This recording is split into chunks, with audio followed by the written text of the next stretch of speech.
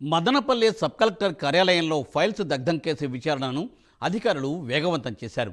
పోలీసులు స్వాధీనం చేసుకున్న అధికారుల ఫోన్ రికార్డుల ఆధారంగా పోలీసులు కేసును దర్యాప్తు చేస్తున్నారు. మాజీ మంత్రి పెద్దిరెడ్డి రామచంద్రారెడ్డి ముఖ్య అనుచరుడైన రైస్ మిల్ మాధవరెడ్డి ఇంటిలో పోలీసులు, రెవెన్యూ అధికారులు సోదాలు నిర్వహించారు. కంప్యూటర్లు, హార్డ్ డిస్కులు, ముఖ్యమైన దస్తాలను అక్కడ నుండి స్వాధీనం చేసుకున్నారు. మాధవరెడ్డి 10 రోజుల కిందట సబ్ కలెక్టర్ కార్యాలయానికి వెళ్ళినట్లు సీసీ ఫుటేజ్ ఆధారంగా అధికారులు గుర్తించినట్టు తెలియవస్తోంది.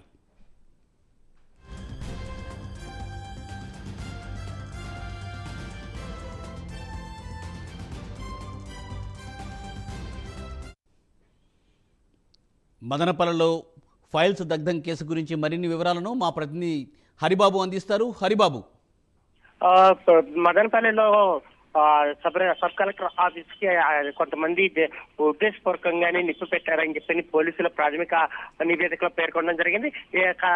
ఎస్పీడీసీఎల్ అధికారులు కూడా అక్కడికి చేరుకొని షార్ట్ సర్క్యూట్ కారణంగా ఈ ప్రమాదం జరగలేదు, ఎట్టి పరిస్థితుల్లో ఇది షార్ట్ సర్క్యూట్ కాదని చెప్పిన వాడు తేల్చి చెప్తూ ఒక నివేదిక కూడా ఇవ్వడం జరిగింది. ఈ నేపథ్యంలోనే ఏదైతే గతంలో ఆర్డీఓలుగా పనిచేసినటువంటి మదనపల్లి ఆర్డీఓలుగా పనిచేసినటువంటి మురళీ ప్రసాద్లకు సంబంధించిన ఫోన్లతో పాటు అక్కడ అనుమానాస్పదంగా దొరికినటువంటి తేజ ఫోన్లను, వారితో పాటు మరో 7 మందికి సంబంధించిన ఫోన్లను కూడా పోలీసులు, రెవెన్యూ అధికారులు సీజ్ చేయడం జరిగింది. ఈ ఫోన్లు ఎవరెవరు చేశారు, ఎప్పుడు చేశారు, ఈ ఘటనకు ముందు వెనక ఎవరున్నారు అన్నది ఒక 3 రోజుల నుంచి అధికారులు ఫోన్ కాల్ డేటా బయటకు తీస్తున్న పరిస్థితుల్లో మురళికి సంబంధించి ఫోన్ రికార్డ్స్ లో రైస్ మిల్ మాధవరెడ్డితో అతను సన్నిహితంగా ఉన్నట్టు, అతను వచ్చేసి వాళ్ళ ద్వారా వివరాలు తీసుకున్నట్టు కూడా పోలీసు అధికారులు గుర్తించడం జరిగింది.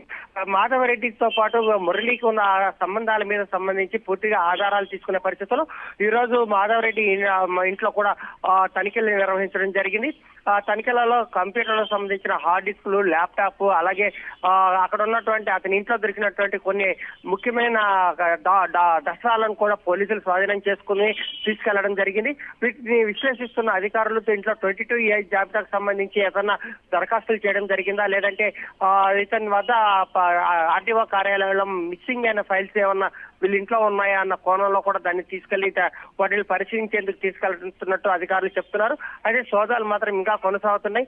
మాధవరెడ్డి ఇంటితో పాటు మదనపల్లి, అలాగే పొంగనూరు, పులిచెర్ల, మరికొన్ని ప్రాంతాల్లో కూడా పోలీసులు తనిఖీలు చేసేందుకు రంగం సిద్ధం చేసుకున్నట్టు సమాచారం అందుతుంది.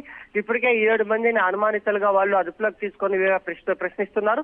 వీళ్ళు ఇచ్చే ఏదైతే సమాచారం ఇస్తారో, ఆ విచారణలో ఏదైతే చెప్తారో దాని ఆధారంగా కూడా పోలీసులు ముందుకెళ్లే పరిస్థితి అయితే కనిపిస్తుంది. కుట్రకోణం దాగిన నేపథ్యంలోనే మదనపల్లి ఘటనకు సంబంధించి రాష్ట్ర ప్రభుత్వం కూడా చాలా సీరియస్ గా తీసుకున్న పరిస్థితి కనిపిస్తుంది.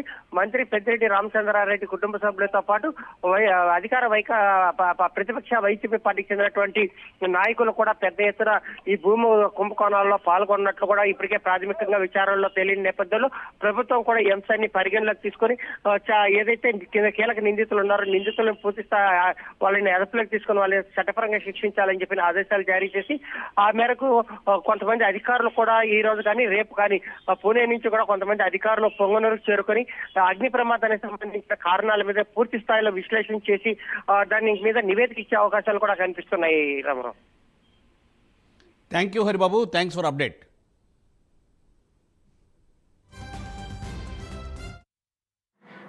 RDO office files తగలబెట్టారు.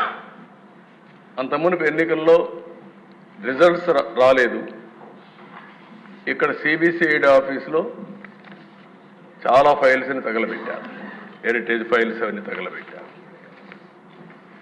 తర్వాత ఎన్నికలైన తర్వాత పిసిసిబి, పొల్యూషన్ కంట్రోల్ బోర్డ్ ఫైల్స్ తీసుకుపోయి ఆ ఫైల్స్ తీసుకొచ్చి కరకట్ట పైన తగలబెడతా ఉంటే ఆ విలేజర్స్ చూసి తరుముకుంటే పారిపోయారు. అది కేసు పెట్టాను.